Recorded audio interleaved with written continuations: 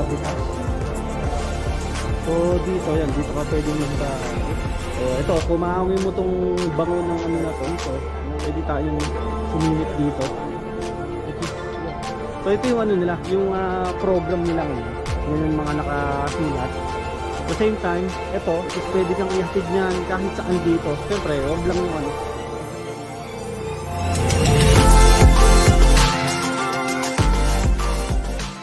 Picture muna tayo. So guys, ayun, nandito tayo Hindi ngayon. na kayo sa- abaya? Ngayon lang kayo? Oo, tapabi accommodation. Saan ba punta? Papasok kayo? So yun, guys, dito tayo ngayon sa Habitas, kung tawagin dito sa Alula.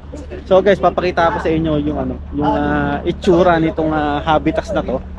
At sigurado, isa rin to sa ikamamanghanan. Ayun. Ayun, oh. Ay, sabi. So ito yung ano, ito yung Habitas, which is ito yung restaurant nila. Yes, yun, pwede kang umorder ng mga ano, pwede kang umorder ng mga pagkain nila dyan. Kasi hindi pa namin nakikita yung ano nakikita yung menu. Pero sigurado mga ano yan, mga classic or mga quality naman talaga yung mga pagkain nila dyan. Tayo? Ha? Halika. So syempre, picture muna. Hindi pwedeng mawala ang picture. So titingnan ko rito.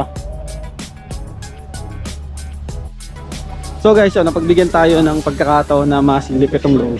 So yan, ito yung ano, ito yung Habitas. Okay, just kung saan guys, yan, ang daming mga kumakain. Yan.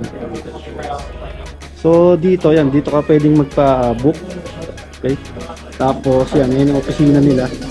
So ito, kung maamoy mo tong bango ng ano na to, ng kandila na to, sobrang bango. So yan, okay. Tapos guys, dito pwede tayong sumilip dito, which is yun. Ito, yan, oh. So ito yung ano nila, yung program nila ngayon. Actually, today yan. So yan, oh. Yan yung mga nakasulat. At the same time, ito, ayan, mga service nila yan. Which is pwede kang ihatid niyan kahit saan dito. Siyempre, wag lang yung ano, wag lang yung malayo.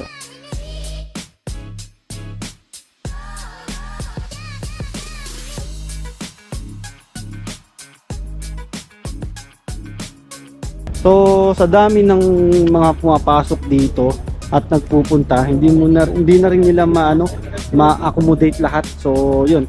So yung iba waiting pa lang. Then yun, haba ng pilo.